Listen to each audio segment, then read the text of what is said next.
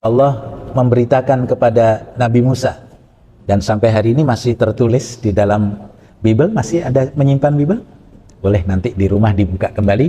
Allah berfirman kepada Nabi Musa, aku akan membangkitkan seorang nabi yang seperti engkau Musa dari antara segala saudara Bani Israel.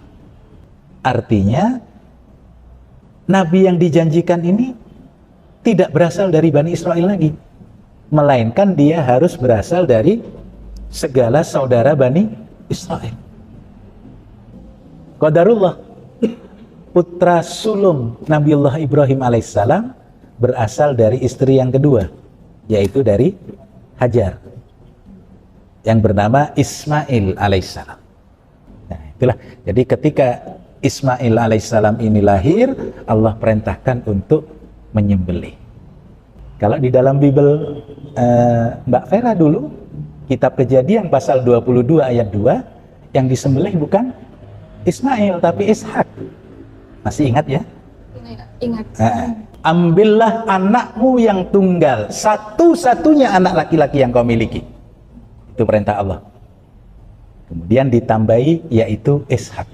Nah, kata Ishak di situ sisipan, Mbak Vera. Salah satu bentuk pemalsuan, tahrif di dalam Bible adalah tambahan kata Ishak. Di dalam kitab Kejadian pasal 22 ayat 2. Jadi, apa yang jadi argumennya Ustadz Anwar Lutfi ini? Jadi dia mengatakan, alur argumennya adalah Allah itu berfirman melalui Musa, dan Muhammad itu nabi yang dijanjikan di dalam Ulangan pasal 18 ayat 18, ya. Nah, nabi yang dijanjikan itu katanya itu bukan dari Israel, karena saudara dari Israel, yaitu keturunan Ismail. Jadi maksud dari Ustadz Anwar ini adalah mengarahkan kepada keturunan Ismail, ya. Jadi ujung-ujungnya adalah supaya menuju ke Muhammad, intinya gitu, ya. Nah, menariknya adalah di tengah perbincangan ini dia mengatakan bahwa yang disembelih itu adalah Ismail, bukan Ishak. Dan ini adalah salah satu contoh dari apa? Contoh dari pemalsuan Bible. Ya, biasalah ini agak kepedean ya. Oke, kita bahas dulu sedikit ya. Ulangan pasal 18 ayat 18. Di situ Tuhan berbicara kepada Musa bahwa Tuhan akan berbicara, seorang nabi ini akan kubangkitkan bagi mereka dari antara saudara mereka. Seperti engkau, Musa, ya. Aku akan menaruh firmanku dalam mulutnya, dan ia akan mengatakan pada mereka segala yang kuperintahkan kepadanya, ya. Jadi ayat ini dipakai bahwa seorang nabi ini yang akan kubangkitkan adalah Muhammad. Itu oleh para polemikus muslim demen banget pakai ayat ini, ya. Nah, pertanyaannya, apakah ini adalah nubuatan tentang Muhammad? Gitu loh, teman-teman. Itu pertanyaannya. Nah, biasalah kalau kita lihat ya, ini ternyata statement-statement ini didapat dari seorang Zakir Naik, ya, seorang junjungan pujaan hati para muslim ya, yang demen banget ya cari-cari kebenaran Islam di dalam agama lain ya. Di dalam Kristen apalagi. Wah, ini junjungan mereka ini. Bahkan dikatakan ini guru besar ya. Ini ya junjungan lah begitu.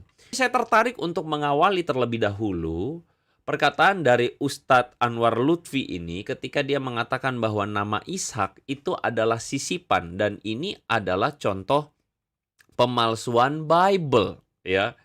Nama Ishak adalah sisipan. Jadi sisipan itu artinya dimasukin, teman-teman. Jadi bukan asli, dan ini adalah contoh pemalsuan Bible ya.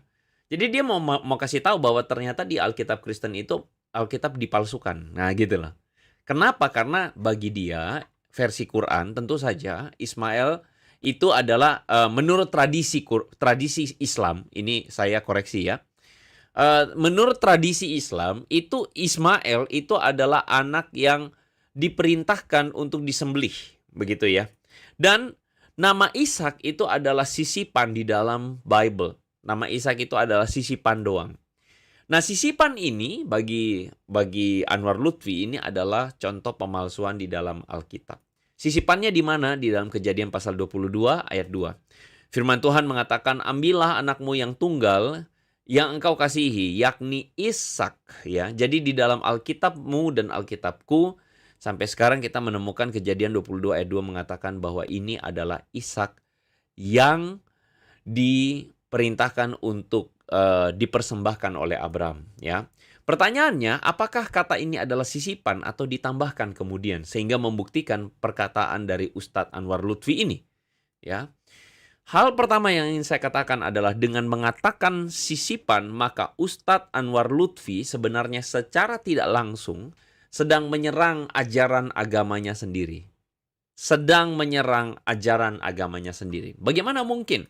Misalnya dalam surah Al-Baqarah ayat 41, kemudian dikatakan, berfirmanlah kamu kepada apa yang telah aku turunkan yang membenarkan apa, yaitu Taurat yang ada padamu. Jadi Quran itu diturunkan kepada Muhammad, lalu kemudian untuk membenarkan Taurat.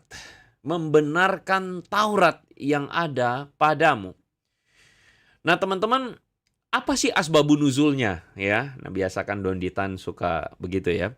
Apa sih asbabun nuzulnya dari ayat ini? Ayat ini, Al-Baqarah 41 ini, asbabun nuzulnya adalah ketika Muhammad sedang berdakwah kepada orang Yahudi.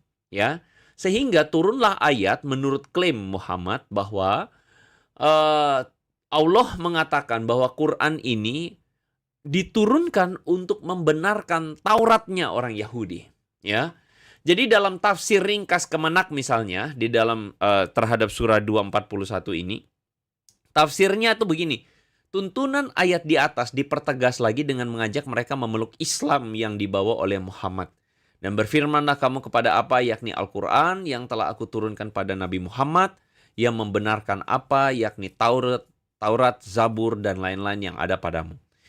For your information teman-teman, di dalam pandangan Islam ada 3 kitab pendahulu sebelum Quran, yaitu Injil, Zabur, dan Taurat. Jadi Taurat itu dibawa oleh Musa, Nabi Musa, Zabur itu dibawa oleh Nabi Daud, menurut mereka ya, bukan kita. Dan Injil itu dibawa oleh Nabi Isa, ya.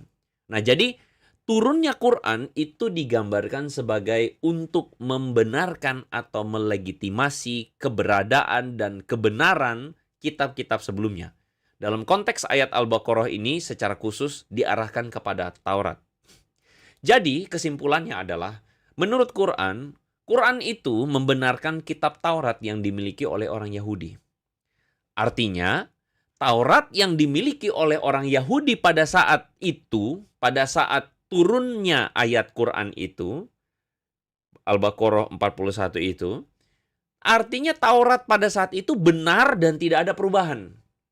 Karena logikanya sederhana, jika pada saat itu sudah ada perubahan, maka tentu saja Quran tidak mengatakan hal itu. Ya.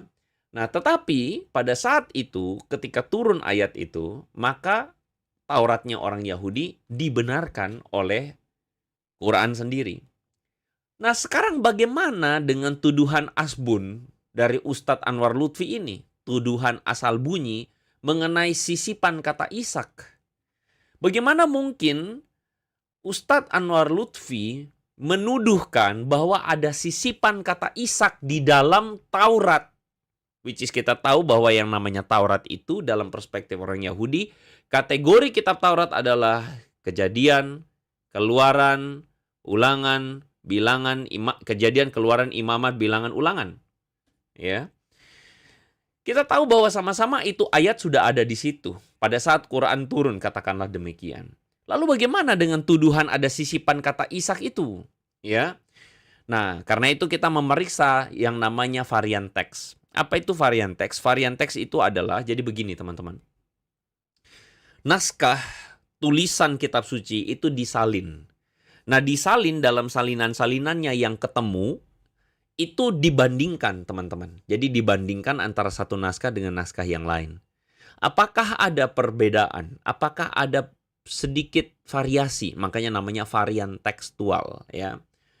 Nah, pada kenyataannya di dalam perjanjian lama, tidak ada varian tekstual pada ayat Kejadian pasal 22 ayat 2. baik itu dalam Masoretic Text, baik itu Septuaginta, baik itu Peshitta Syria, baik itu Pentateuch Samaria. Jadi Masoretic Text itu adalah sumber yang paling berotoritas dalam tradisi Yahudi, itu Masoretic Text, ya. Jadi sejak dari abad ke-7 itu udah nggak berubah sama sekali. Septuaginta atau LXX itu adalah versi Yunani dari kitab-kitab Yahudi, ya. Itu Septuaginta. Peshitta Syria, ya, Septuaginta itu jadi patokan atau jadi kitab yang dipakai oleh para murid dan Yesus. Peshitta Syria itu adalah kitab versi bahasa Aramaik, bahasa Syria, yang ada dalam tradisi gereja-gereja timur, itu Peshitta Syria. Sedangkan Pentateuch Samaria itu adalah kitab-kitab Pentateuch yang ada dalam versi orang-orang Samaria. Di dalam kitab-kitab ini atau naskah-naskah ini tidak ada varian tekstual tentang Kejadian 22 ayat 2, di mana ada yang nggak ada nama Ishak, ada yang nama Ishak. Itu nggak ada, semuanya ada nama Ishaknya. Lalu atas dasar apa Anwar Lutfi kemudian mengatakan bahwa ada tuduhan sisipan kata Ishak itu? Atas dasar apa? Ya. Nah, data dan kesimpulan kita mengatakan bahwa pada saat Al-Baqarah 41 diklaim diturunkan pada Muhammad, ayat Kejadian 22 ayat 2 tentang nama Ishak itu sudah ada di sana dan tidak pernah berubah dari dulu hingga sekarang. Tidak ada varian teksnya, ya. Dan jika Ustadz Anwar Lutfi mengatakan bahwa ini adalah sisipan, maka Ustadz Anwar Lutfi sedang mengatakan bahwa Muhammad dan Allah Subhanahu wa Ta'ala itu sedang berbohong. Ya. Jadi, ketika si Ustadz Anwar Lutfi ini mengatakan ada sisipan kata Ishak di dalam Bible dan ini contoh pemalsuan Bible. Aduh, Anwar. Pak Anwar. Ini salah besar, Pak Anwar. Dan ini menunjukkan bahwa Anda sedang mengatakan bahwa Muhammad dan Allah itu sedang bersaksi dusta tentang Quran yang membenarkan Taurat. Itu secara tidak langsung implikasinya. Tentu saja saya percaya bahwa ayat Quran itu suci buat orang Muslim. Dan tentu saja umat Muslim tidak akan setuju ketika mengatakan bahwa Allah berbohong atau Muhammad berbohong. Kami hargai itu. Kami membuatnya stay like that, ya. Ya sudah, kita hargai. Tapi tolong jangan memberikan tuduhan-tuduhan bodoh tentang kitab orang lain, dalam hal ini adalah kitab Kristen. Anda berikan tuduhan bodoh dan tidak berdasar, tidak intelek. Dan dengan demikian itu menunjukkan bagaimana Anda menyerang agama Anda sendiri. Implikasinya sederhana. Jika memang Anda masih ngotot mengatakan bahwa nama Ishak itu sisipan, maka Anda sedang mengatakan bahwa Allah dan Muhammad sedang berbohong di dalam Quran Al-Baqarah ayat 41. Sekali lagi, ini adalah implikasi logisnya. Saya hanya memaparkan implikasi logis. Dan tentu saja Muslim dan umat Islam tentu saja tidak akan menerima bahwa Al-Baqarah 41 ini adalah kebohongan. Tentu saja ini adalah ayat yang suci buat mereka. Kita hargai itu. Sekali lagi, ya. Tetapi sekali lagi, jika Ustadz Anwar Lutfi mengatakan kata Ishak ini sisipan di dalam Bible dan ini bukti Bible adalah bohong, maka Anda sedang gali kuburan sendiri. Anwar, gitu ya.